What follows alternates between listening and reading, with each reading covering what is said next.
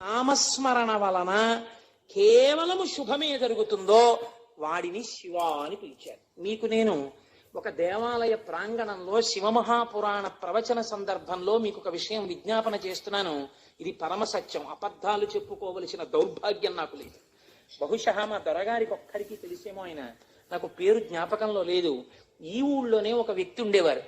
ఆయన ఒకసారి నా దగ్గరికి వచ్చి, అంటే నా ఉద్దేశం ఇలాంటి బాధల్లో ఉన్న వాళ్ళందరినీ మా ఇంటికి వచ్చేసి నన్ను అడగమని కాదు. ఆయన ఒకసారి మా ఇంటికి వచ్చి, ఒక్కసారి మీకు నమస్కారం చేసి వెళ్ళిపోతానని చాలా వ్యగ్రతతో అన్నాడు. అంటే నేను ఆఫీస్కి వెళ్ళిపోతున్నానండి, టైం అయిపోతుంది, ఇప్పుడు నమస్కారం పెట్టి మాట్లాడడం ఎందుకు? అక్కర్లేదు, నేనేం మాట్లాడను, ఒకసారి నమస్కారం చేసి వెళ్ళిపోతానని. సరే చెయ్యండి, కానీ అది మీరు నమస్కారం చేస్తానన్నట్టు లేదు, ఒక్కసారి మిమ్మల్ని కొడతానన్నట్టుంది. ఎందుకంత భావన వ్యగ్రత అన్నాడు. అంటే ఇవాళే నా జీవితానికి చిట్ట చివరి రోజు, నేను ఆత్మహత్య చేసుకోబోతున్నాను.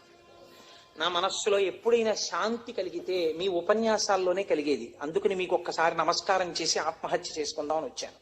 మీకు ఒక్కరికే చెప్తున్నాను, మీరు ఎవరికీ చెప్పకండి, సాయంకాలానికి నేను ఉండను అన్నాడు. నేను హడిలిపోయిన, ఇది నాకు చెప్పాడు బాబని. అది నేను తర్వాత ఎడతాను ఆఫీస్కి, అవసరమైతే హాఫ్ డే కూర్చోబెట్టాను. అంటే బాబోయ్ ఇలా మా ఇంటికి వచ్చేయమని ఆలోచమండి. కాబట్టి కూర్చుంటే ఏమి మీకు ఎందుకు కలిగింది బాధ? ఆయన ఏదో పాపం చాలా చెప్పుకొచ్చాడు ఏడుస్తూ. నేనన్నా సరే ఒక పని చేయండి, ఆఖరి ప్రయత్నం ఒకటి చేయండి.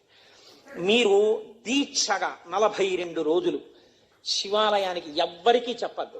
ప్రదోష వేళలో వెళ్ళి శివ ప్రదక్షిణం చేసి మీరు ఏమీ చెప్పకండి. మీరు చెప్పగలిగినంతసేపు శివాలయం అరుగు మీద కూర్చుని శివ శివ శివ శివ శివ శివ ఇదొకటే. ఒక 42 రోజులు ఈ దరిద్రాన్ని, మీ కష్టాన్ని అనుభవించి చూడండి అన్నారు. మీరు నమ్ముతారా? ఆ వ్యక్తి నా దగ్గరికి వచ్చి, నా జీవితంలో ఆశించని రీతిలో నా జీవితానికి ఒక కొత్త మలుపు తిరిగిందండి, నేను వరంగల్ వెళ్ళిపోతున్నాను, నేను సెటిల్ అయిపోతున్నానని చెప్పాడు.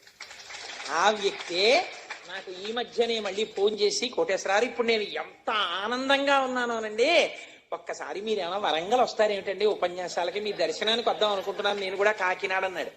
అయ్యా మీరు ఎప్పుడైనా కాకినాడ, ఇప్పుడు అక్కర్లేదు, ఇప్పుడు తర్వాత వద్దురు కానీ, నేను వరంగల్ ఇప్పుడు మాత్రం రావట్లేదు, నేను వరంగల్ వస్తే చెప్తాను, అప్పుడు మీరు నా దగ్గరికి వద్దురు కానీ తప్పకుండా దర్శనానికి అన్నాడు.